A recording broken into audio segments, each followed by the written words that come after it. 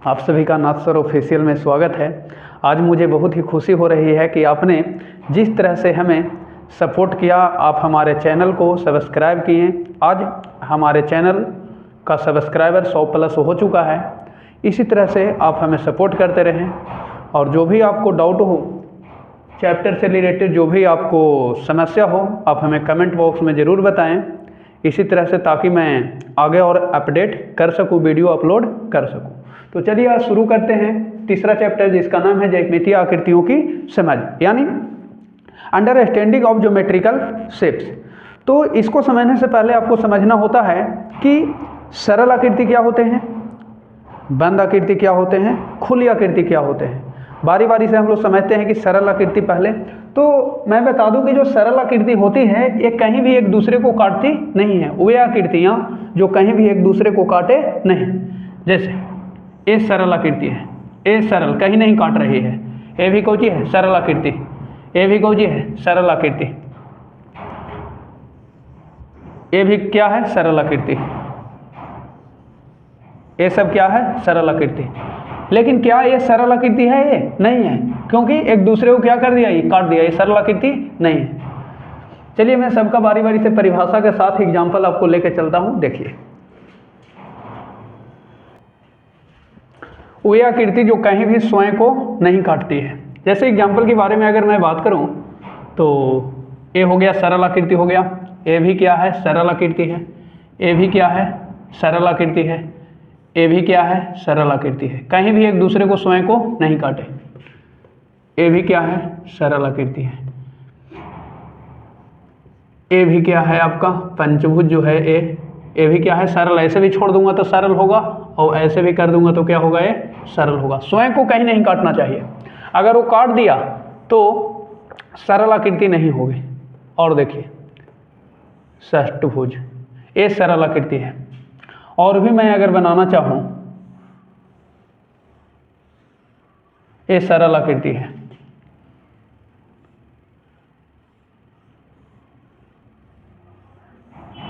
इतना भी छोड़ दूं और घुमाते रहूं, सरल आकृति। लेकिन मैं कहूं कि क्या ये सरल आकृति है, तो नहीं है। क्यों? यहां पर लिखा है कि कहीं भी स्वयं को काटना नहीं चाहिए। अगर काट दिया तो क्या होगा जी, नहीं ना होगा। ये सरल आकृति नहीं होगा। ये सरल आकृति नहीं है, सरल आकृति नहीं है। लेकिन ये है वृत्त, ये ले ले, ये सरल आकृति है, स्वयं को नहीं काट रहा है। तो जो स्वयं को नहीं काटे वो सब क्या कहलाएगा, सरल आकृति। देख लिए। अब चलते हैं कि बंद आकृति। तो बंद आकृति जो निकाला गया, इसी से निकाला गया है बंद आकृति। कौन कौन इसमें है बताइए। बंद नाम ही है बंद, क्लोज। ए ए ए ए ए ए बंद आकृति है। क्या है? तो कह सकता हूं बंद आकृति के कि वे सरल आकृति जो एक बिंदु से प्रारंभ होकर पुनः उसी बिंदु पर समाप्त होते हैं, उसे क्या कहते हैं, बंद आकृति। चलिए लिख देते हैं। तो ये रहा बंद आकृतियां। बंद आकृतियां क्या है कि सरल आकृति होना चाहिए, एक बिंदु से प्रारंभ होकर पुनः। देखो ये सरल आकृति है लेकिन बंद नहीं है। क्यों नहीं बंद है? क्योंकि कहा है कि एक बिंदु से प्रारंभ होकर पुनः उसी बिंदु पर समाप्त होना चाहिए। यहां से प्रारंभ हुआ, ऐसे चला, ऐसे इसी बिंदु पर आया, नहीं आया। अगर इसको मैं यहां मिला दूं, ये कौन आकृति हो गया, बंद। नाम ही है बंद। क्या नाम है जी, बंद। चलो देखो, ये भी क्या है, यहां से मान लिया शुरू हुआ, ऐसे चला, ऐसे चला, ये अभी खुला है लेकिन इसी को ऐसे मिला दिया, ये बंद हो गया।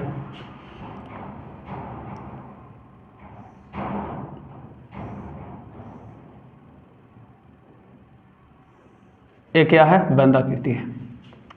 तो बंद आकृति का एग्जांपल आप ले सकते हैं पंचभुज, षटभुज। केवल बंद होना चाहिए। क्या होना चाहिए, बंद होना चाहिए। लेकिन क्या ये बंद आकृति है? बोलिए, इसको बंद आकृति में नाम देंगे? नहीं देंगे, क्योंकि ये काट दे रहा है। ये सरल है, ये नहीं तो बंद कैसे होगा, सरल नहीं है। सरल नहीं है। क्यों नहीं सरल है जी? लिखा लगे कहीं स्वयं को नहीं काटना चाहिए, काट दिया। ये सरल नहीं है।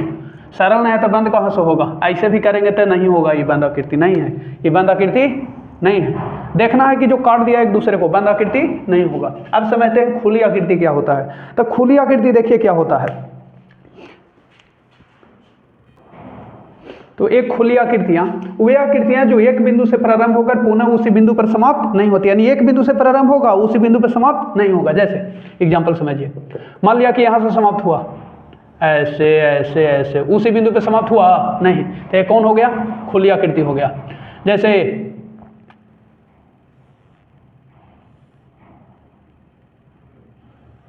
ये कौन आकृति है? खुली आकृति है। कौन आकृति है? खुली आकृति।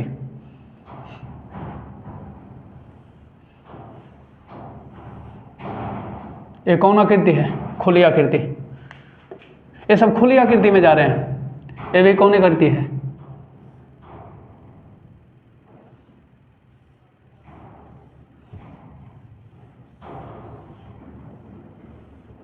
कौन आकृति है? खुली आकृति। यानी खुली आकृति में देखना है कि एक बिंदु से प्रारंभ होकर पुनः उसी बिंदु पर समाप्त नहीं होना चाहिए। ठीक है, ये सरल आकृति से कोई मतलब नहीं है। चलिए आगे देखते हैं नेक्स्ट। अब एक वो पूछ रहा है कि सर ये बंद है। नहीं जी, ये बंद आकृति है ही नहीं। क्यों नहीं है बंद आकृति? क्योंकि ये सरल आकृति नहीं है। सरल आकृति कहता है कि जो स्वयं को प्रतिच्छेद ना करे, तो ये तो स्वयं को काट ले है ना, तो ये सरल नहीं है। तो सरल नहीं है तो बंद भी नहीं होगा, बंद भी नहीं होगा। ये कौन आकृति है? खुली। खुली का परिभाषा ही है कि जो एक बिंदु से प्रारंभ होवे और पुनः उसी बिंदु पे समाप्त ना होवे। तब हुआ है, यहाँ से प्रारंभ हुआ मान लिया, या यहाँ से हुआ तो फिर यहीं आया, नहीं आया, इसलिए सब कौन है? खुली। तो खुली, बंद और सरल में कंफ्यूज नहीं होना है, ना होना है। हाँ चलो देखो, तो समझते हैं कि बहुभुज क्या होता है। क्या समझते हैं? बहुभुज, पॉलीगोन। क्या समझना, पढ़ना है इसको? पॉलीगोन रेखाखंडों की सहायता से बनी सरल बंद आकृति। यानी देखिए, बहुत इंपॉर्टेंट बहुभुज अपने आप में रोल रखता है कि ये बहुभुज है क्या। तो सरल बंद आकृति होना चाहिए। सरल में भी क्या होना चाहिए? बंद। उसी का क्या नाम दिया गया? बहुभुज। देखो, जैसे ये सरल आकृति है लेकिन बंद नहीं है, इसलिए इसको बहुभुज नहीं कह सकते। इसको बहुभुज कह सकते हैं? बताइएगा।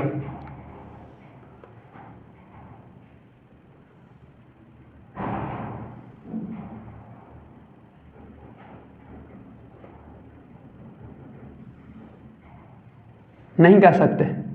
बंद है लेकिन सरल नहीं है। यानी दोनों फिल होना चाहिए। कहने का मतलब है सरल में बंद होना चाहिए, सरल में बंद होना चाहिए। सरल है, यहां देख रहे हैं कि ये सरल आकृति है ही नहीं, क्योंकि एक दूसरे को क्या कर दिया? काट दिया। तो ये बहुभुज नहीं है, बहुभुज नहीं है। बहुभुज के लिए सरल बंद होना चाहिए, सरल बंद होना चाहिए। जैसे ये बहुभुज नहीं है, ये बहुभुज नहीं है। क्यों नहीं है सर?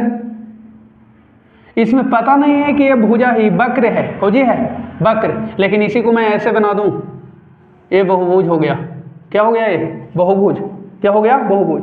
इसको बहुभुज इसलिए नहीं कह रहे हैं क्योंकि यहां पर एक वक्र आ गया। क्या आ गया? वक्र। क्या आ गया? वक्र। तो भुजा काउंटिंग होना चाहिए ना, भुजा। ये बहुभुज नहीं, ये बहुभुज नहीं, ये बहुभुज है। तो चलिए मैं बारी बारी से बहुभुज का एग्जांपल देते चलता हूं।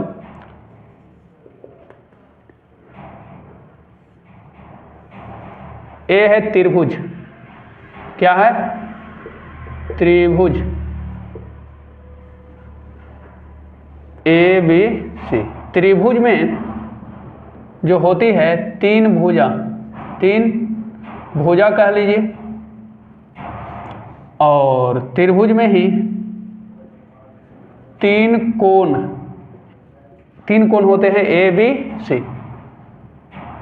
इसी को शीर्ष भी कह सकते हैं। ए बी सी को क्या कह सकते हैं? शीर्ष। ऐसे कोण और शीर्ष में फर्क होता है। कोण जो होता है दो रेखाखंडों के झुकाव से बनता है, लेकिन तीन कोण तीन शीर्ष। भुजा कौन कौन है? ए बी, बी सी, सी ए या ए सी। आयत, आयत में प्रत्येक कोण का डिग्री होता है 90 डिग्री। क्या डिग्री? 90 डिग्री। ये आयत है।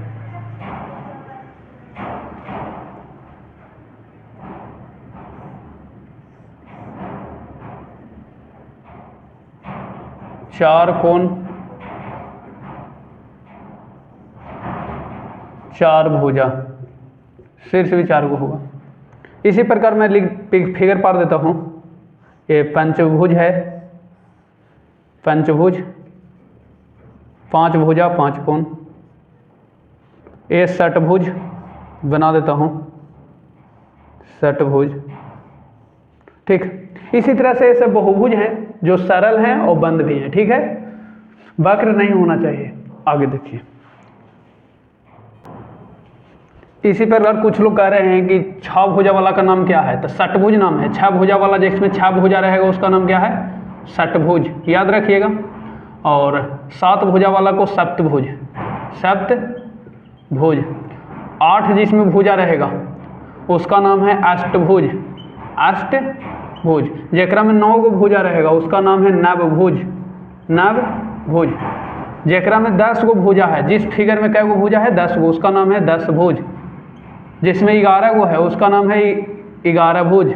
जिसमें n भुजा है, कै गो है असंख्य है पता नहीं, उसको n भुज कहेंगे या n बहुभुज, n बहुभुज, n बहुभुज। कोई दिक्कत नहीं। आप समझते हैं कि बहुभुज का विकर्ण क्या होता है, क्या समझते हैं बहुभुज का विकर्ण? देखिए,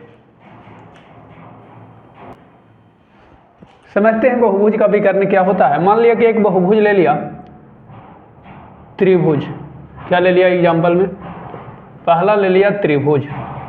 चलिए मैं त्रिभुज ले लेता हूँ। ए है मेरे पास त्रिभुज,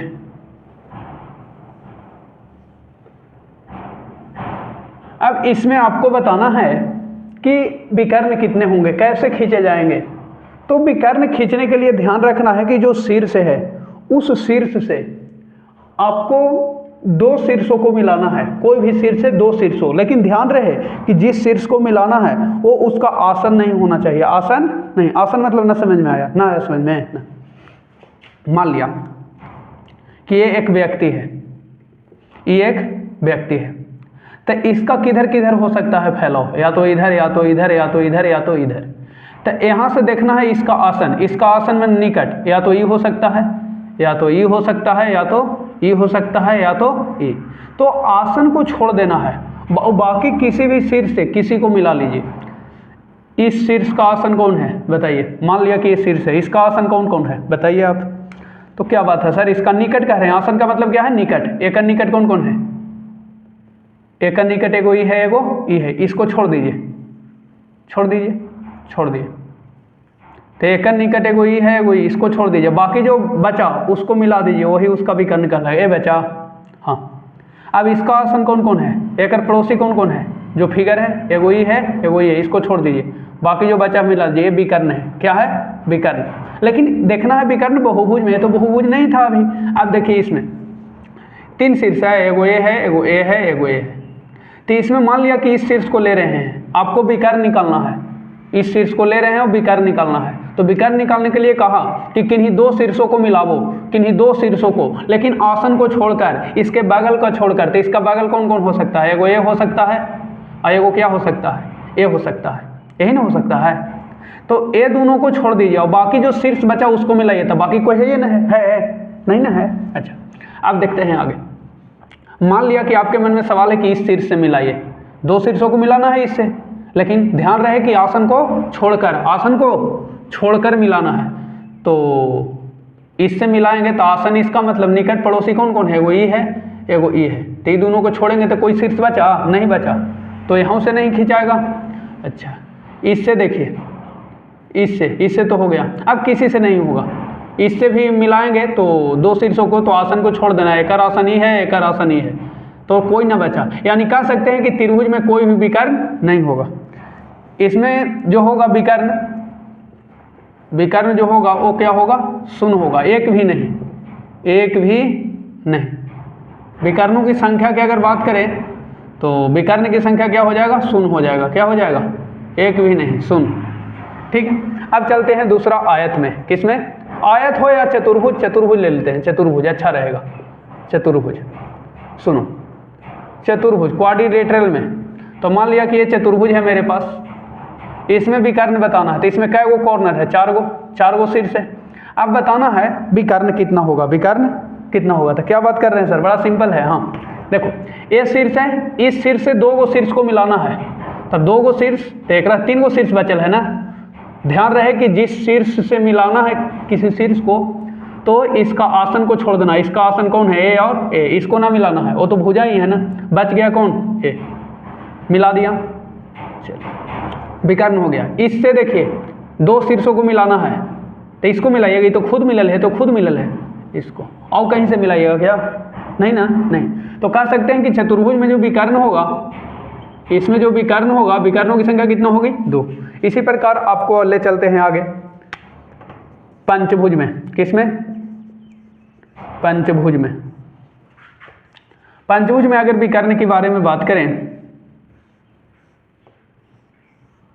लो बताइए, 5 गो शीर्ष है तो विकर्ण निकालना है सर। हाँ विकर्ण, यहाँ से 2 शीर्ष को मिलाइए, लेकिन आसन को छोड़ के, पड़ोसी को छोड़ के। तो पड़ोसी एगो ई है, एगो ई है, ये तो दूर के हो गया। अब जो दूर के है तो उसको मिला दो ना, 2 एगो शीर्ष को ना मिलाना है, कै गो शीर्ष को मिलाना है? 2 को, लेकिन आसन को छोड़ के, छोड़ दिए दोनों। अच्छा, वहाँ से मिल गया। अब देखो इस शीर्ष से बात करते हैं, तो एक पड़ोसी कौन कौन है जी? एगो ई है और एगो कौन है? ये दोनों को छोड़ दो, बाकी मिला दो जो बचल है। कौन कौन बचल है? देखिए कौन कौन बचल है। एगो ई बचल है, मिला दिया, और एगो कौन बचल है? ए बचल है। ठीक है, अब देखिए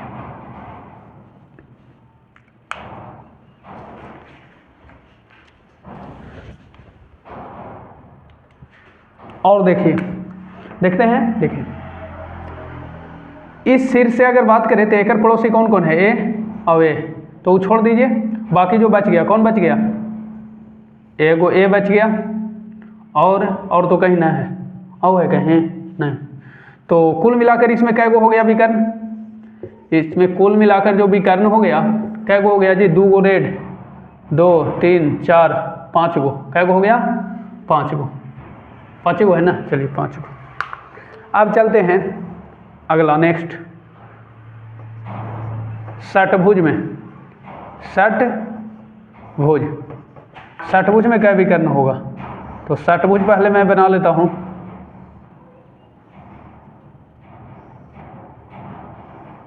ठीक है, 6 भुजा।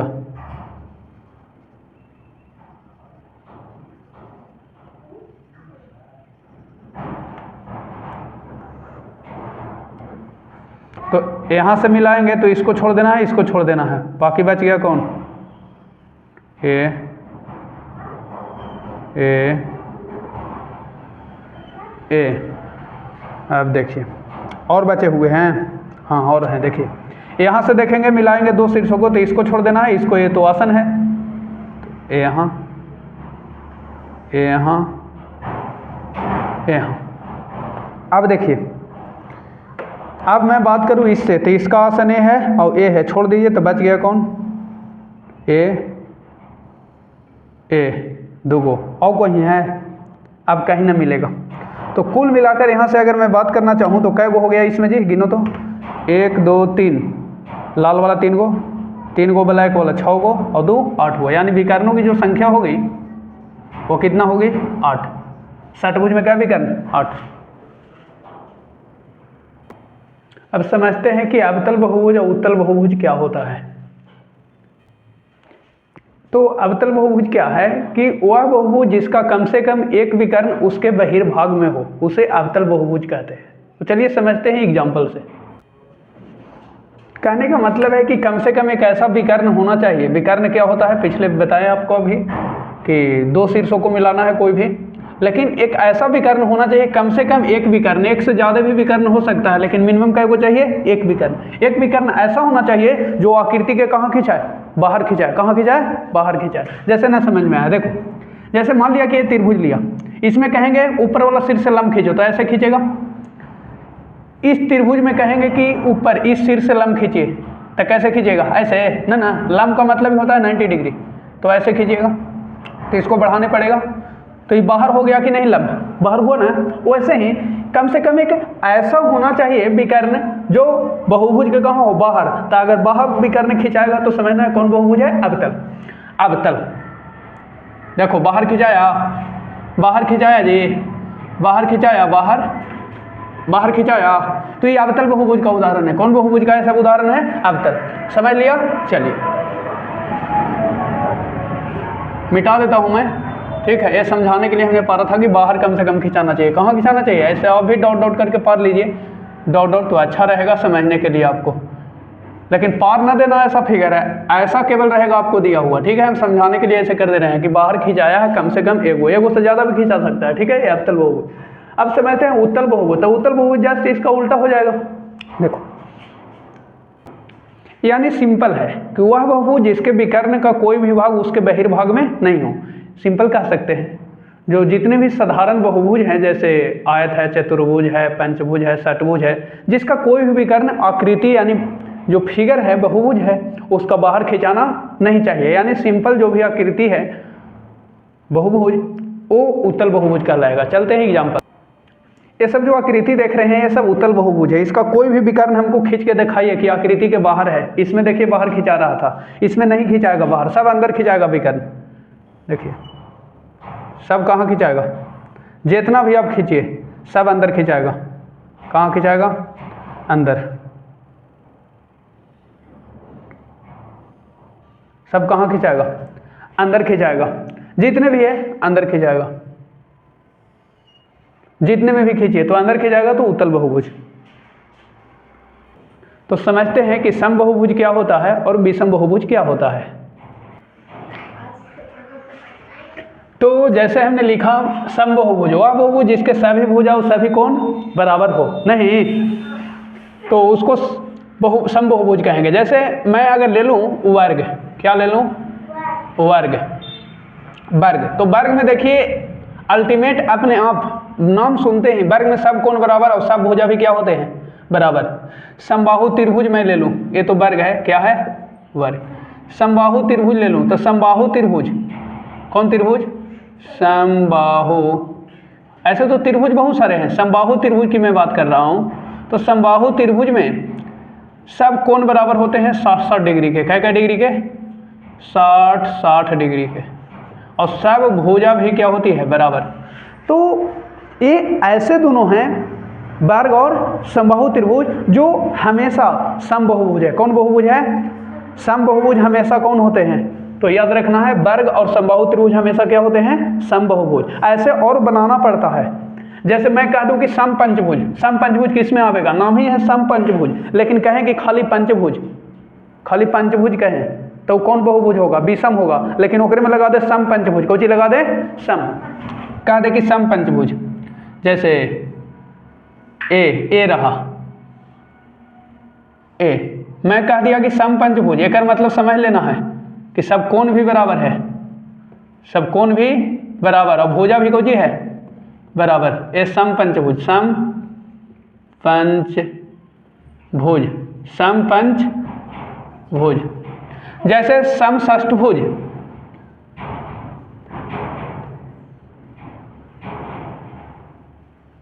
सम षटभुज, एक मतलब सब भुजा बराबर समझना है और सब कोण भी क्या है, बराबर। अब कितना डिग्री का कोण होगा ये बताऊंगा मैं, ठीक है, पहले यहाँ तक समझिए, ये समझ में आया।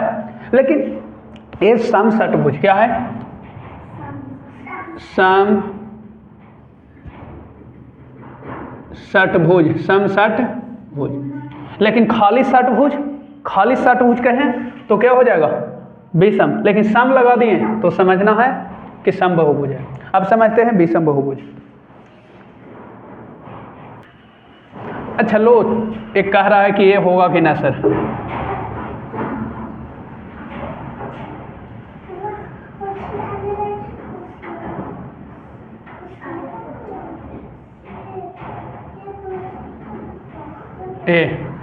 ये कौन बहुभुज है, ये सम बहुभुज नहीं है, विषम इसको नाम दे सकते हैं, विषम, ठीक है। चलिए तो देखिए विषम बहुभुज क्या है, वह बहुभुज जिसके सभी भुजा और कोण बराबर नहीं होते हैं। कहने का मतलब यह है कि आयत, आप भी पढ़ाइएगा, आता है पढ़ाने, बोलो। चलिए तो आयत जो होता है, आयत कोण बराबर होता है लेकिन भुजा बराबर नहीं, आमने सामने को होता है भुजा बराबर, इसलिए विषम बहुभुज है। कौन बहुभुज है, विषम बहुभुज के उदाहरण यानी आयत, आयत कौन बहुभुज के उदाहरण है, विषम बहुभुज। और मैं अगर बात करूं तो समकोण त्रिभुज, कौन त्रिभुज, समकोण त्रिभुज, समकोण त्रिभुज भी कौन बहुभुज के उदाहरण है, ए विषम बहुभुज। तो न जाने तमाम होता है विषम बहुभुज। आज के लिए फिलहाल इतना ही। अगले पार्ट्स में हम लोग सीखेंगे कि किसी भी बहुभुज के अंतःकोण कैसे निकालते हैं, कितना होता है, बहिष्ठ कोणों का योग कितना होता है, आप भी पढ़ाइएगा। तो फिलहाल नेक्स्ट पार्ट में मिलेंगे एक्सरसाइज के साथ भी इसका। Thanks for watching this video. देखिए बाय, वीडियो देखते उतर जाओ।